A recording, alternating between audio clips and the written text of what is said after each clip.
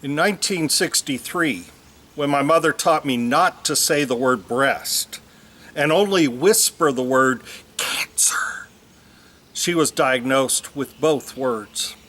She entered the hospital for a radical mastectomy, and I haven't appreciated anything radical since. Fortunately, the library volunteer in my first grade class was a friend of Mom's, and she could tell her what I wouldn't remember. She said, "Wallace came into the library today and whined, 'I don't have my library book. I don't have the fine for my library book. I don't even have my lunch money. My mom's in the hospital and my grandmother's taking care of us, and she just can't cope.'" That became a family line for years. I believe I was wrong.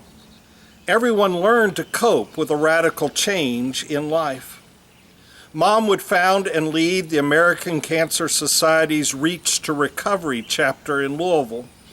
Many days of my childhood, I would hear Mom answer a phone call from a breast cancer patient who appreciated information about diagnosis and treatment, shared grief from surgery, donations of inserts for dresses and swimsuits, hope for the future, and knowing she was not alone.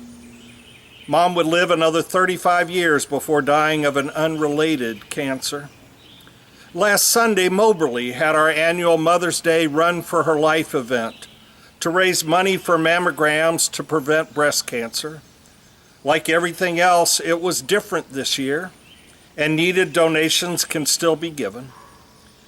Reach to Recovery is just one example of survivors offering understanding, support, and hope to others.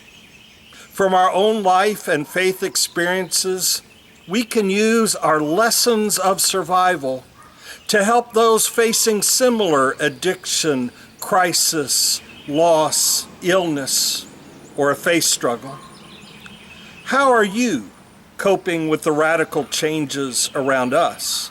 Are you complaining, rebelling, surviving, isolated, smothered, or something else?